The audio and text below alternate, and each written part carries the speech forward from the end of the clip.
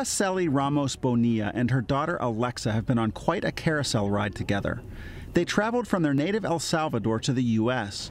Ramos was arrested after illegally crossing the border, and U.S. immigration authorities seized Alexa. Yo les expliqué a ellos que yo había sido acusada falsamente y que yo no era delincuente. Ramos, who left for America in search of a better life, was sent back home. Alexa remained.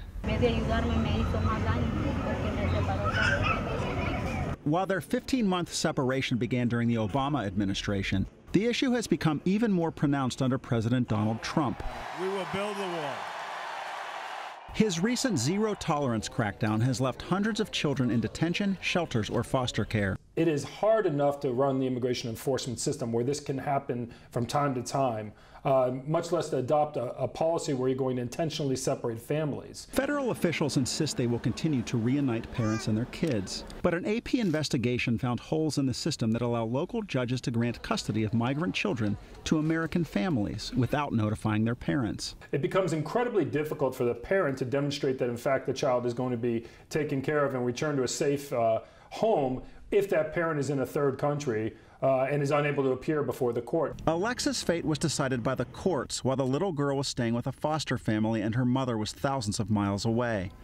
It took less than half an hour for a Michigan judge to grant temporary guardianship to Alexa's foster parents. I would say it was a failure. Right, like the system didn't work. The federal system that had custody of Alexa says the state courts never should have allowed foster parents to get that far. Officials with Bethany Christian Services, the agency that placed Alexa in foster care, would not comment on her case, but said foster parents are told they're not allowed to adopt migrant children. Oh, you've got these kids coming here. Are they going to be adopted? Right. No.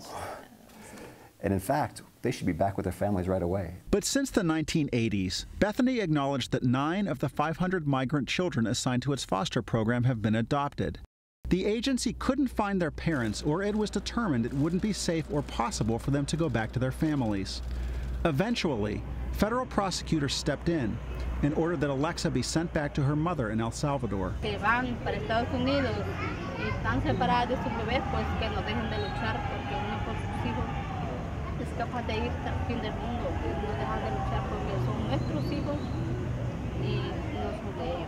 Just like she fought to get Alexa back. Mike Householder, The Associated Press.